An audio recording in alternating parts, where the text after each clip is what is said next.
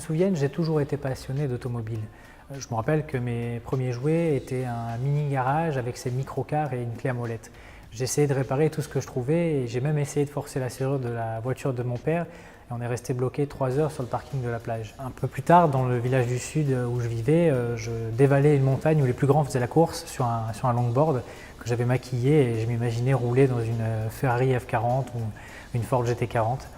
C'était dangereux, mais c'était amusant. Le milieu automobile a toujours été très présent dans ma famille. J'ai mon grand-père qui travaillait pour Peugeot, qui organisait des événements comme la sortie de la Samba Talbot.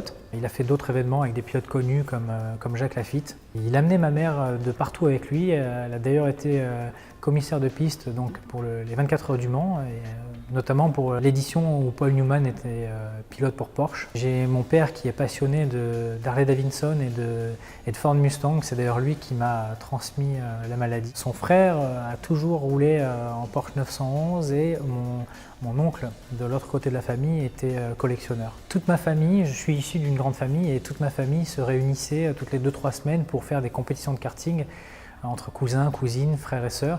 Et c'était l'occasion de régler les problèmes qu'on avait sur la piste.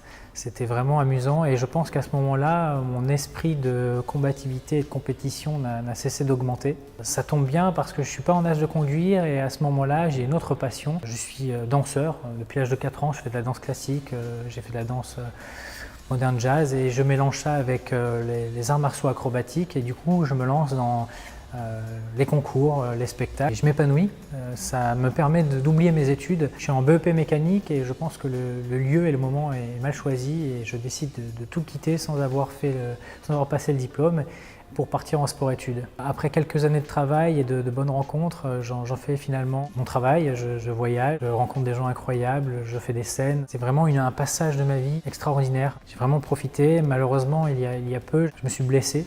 J'ai dû mettre fin à ma carrière, donc c'était vraiment un déchirement, comme la perte d'un être cher. Et ça a été très compliqué de m'en remettre. J'ai perdu beaucoup de poids, beaucoup de souplesse et l'envie de sourire. Sur la fin, je m'étais spécialisé dans les photos aériennes.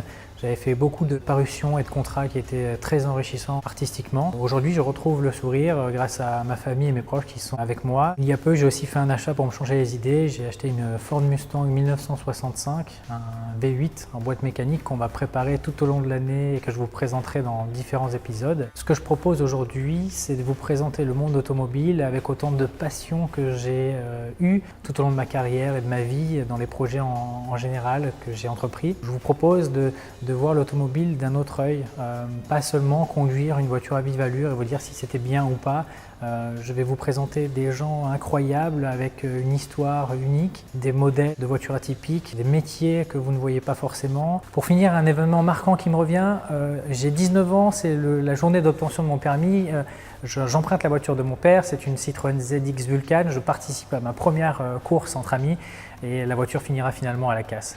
Je suis très curieux d'entendre votre version de l'événement le plus marquant qui vous est arrivé. Je vous laisse mettre ça dans les commentaires. Je vous dis à bientôt. N'hésitez pas à partager ma chaîne, ma page Facebook et suivez-moi sur Instagram.